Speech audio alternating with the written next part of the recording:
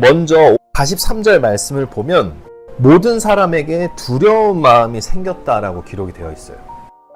여기서 두려운 마음이라는 것은 무섭고 막 이렇게 떨리는 마음보다도 경외하는 마음이라고 우리가 이해하면 더 좋을 것 같아요. 근데 뭘 보고 경외했냐?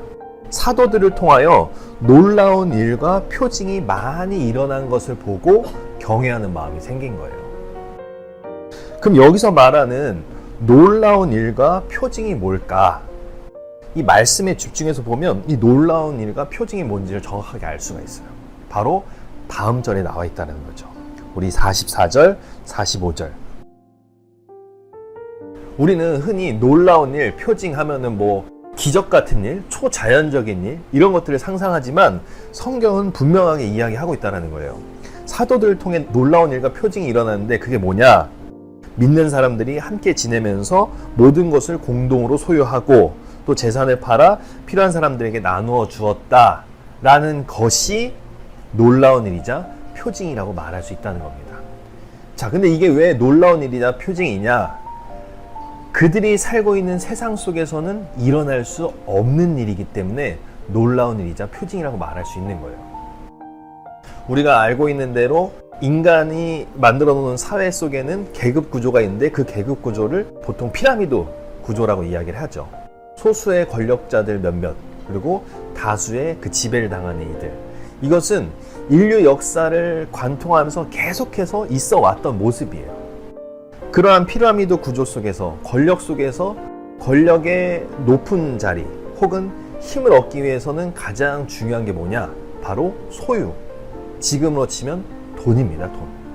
돈을 얼마나 많이 가졌냐에 따라서 이 권력 구조 안에서 위에 갈 수도 있고 또 내려갈 수도 있고 이러한 모습들이 존재한다라는 거죠.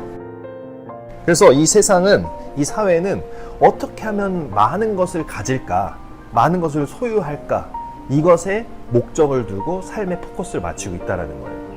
그렇기 때문에 항상 경쟁하고 항상 불안하고 항상 높은 자리를 바라보는 삶의 모습이 있다는 거죠. 이러한 세상 속에서 전혀 다른 모습이 지금 눈앞에 펼쳐졌다는 거예요. 믿는 사람들이 모두 함께 지나면서 모든 것을 공동으로 소유하고 또 자신의 것을 팔아서 필요한 대로 나누었다. 그러니까 세상과는 전혀 다른 모습이 일어났다라는 겁니다. 그게 바로 이 놀라운 일이자 표징이라고 말할 수 있는데, 자, 그렇다면 여기서 모든 것을 공동으로 소유하였다라는 것은 우리가 어떻게 바라봐야 할까?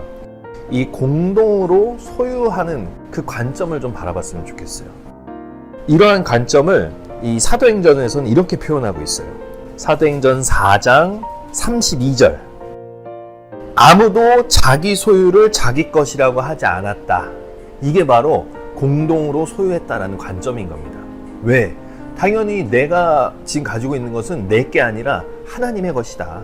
하나님이 나에게 맡겨주신 것이다 라는 이 관점이 분명히 그들에게 존재했다라는 거죠.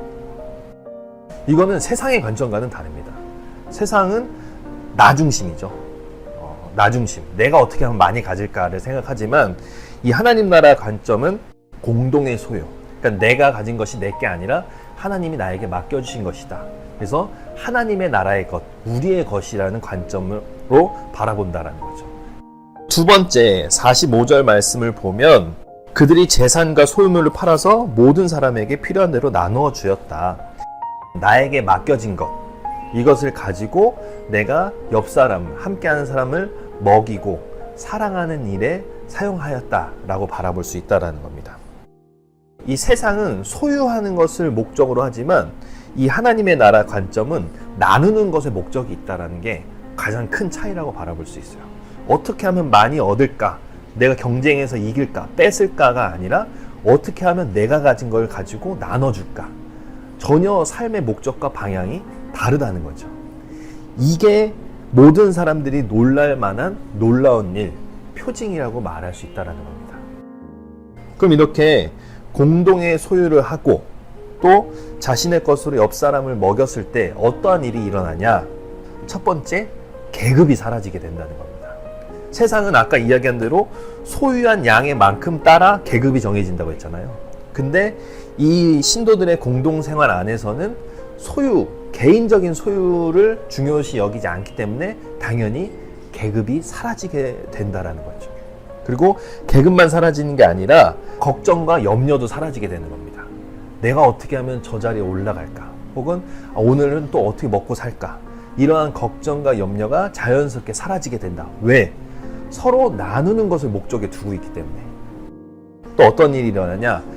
예수님이 선포하신 그 사랑하라는 말씀이 현실화가 되는 사건을 그 안에서 경험하게 된다는 겁니다. 내 목숨과 같이 사랑하는 삶, 그리고 내가 가진 것을 최선을 다해 사랑하는 삶이 그 공동체 안에서 이루어지게 된다는 거죠. 그리고 이제 마지막으로 제일 중요한 것은 뭐냐? 바로 그러한 삶을 살아가게 되면 복음이 완성되게 된다라고 말할 수 있습니다. 그 사도행전 4장 34절, 그들 가운데는 가난한 사람이 한 사람도 없었다. 이게 복음의 결과라고 말할 수 있습니다. 근데 이게 왜 복음의 결과냐? 누가복음 4장 16절에서 19절, 예수님이 하나님의 아들로서의 공식적인 삶을 시작하는 그 시작입니다. 선언인 거죠. 그 선언을 이사야의 말씀을 통하여서 선언을 하셨어요. 가난한 사람에게 기쁜 소식을 전하게 하셨다. 이게 복음의 목적이에요.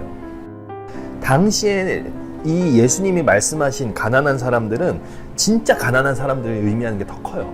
왜냐면 당장 하루하루 먹고 살기 너무 힘든 사람들이 너무나 많았기 때문에. 아까 이야기한 대로 그 소유를 추구하는 삶의 자리에서 다 밀려난 사람들이에요. 다 노예처럼 살고 있는 사람들. 그러한 사람들에게 기쁜 소식을 전하는 것이 복음의 목적이라는 거예요. 근데 신도들의 공동생활을 통하여서 어떤 일이 일어났냐? 그들 가운데 가난한 자가 없게 되었다. 그 말은 복음이 성취됐다 라고 우리가 이야기할 수 있다는 거죠.